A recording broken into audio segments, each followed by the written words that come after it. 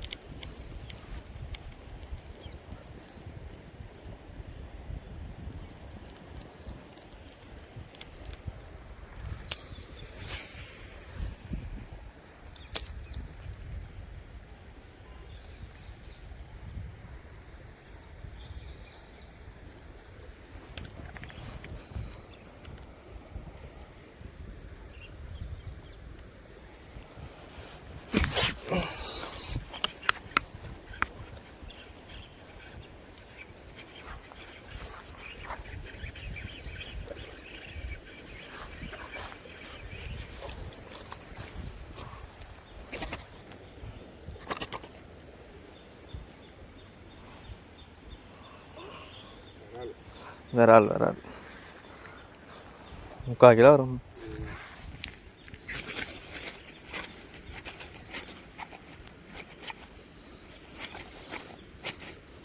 First மீன்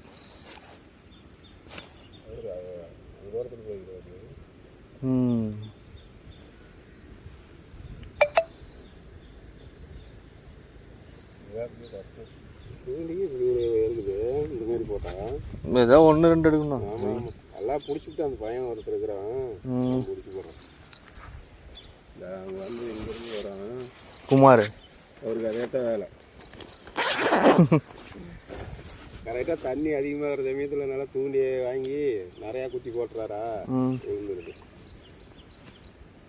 அந்த வாரத்தில் தான் மீனுக்கும் அந்த மாரி வார்த்தல் போடுங்க பேர் இருக்குது. அந்த போகிற வார்த்தல் தான் இருக்குது.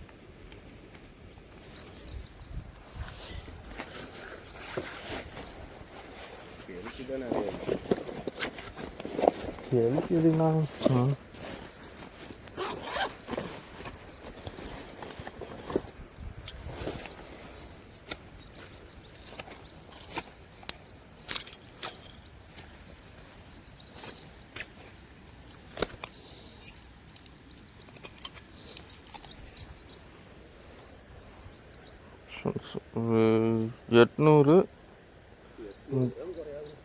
$800 கிராம் வரும். நல்ல சைஸ் மீன்.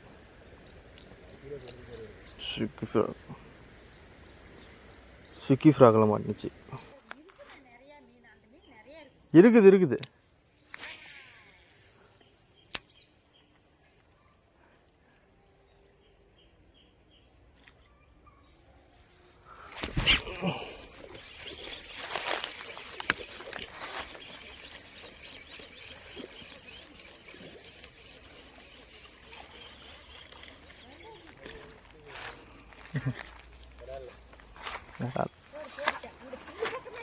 ம்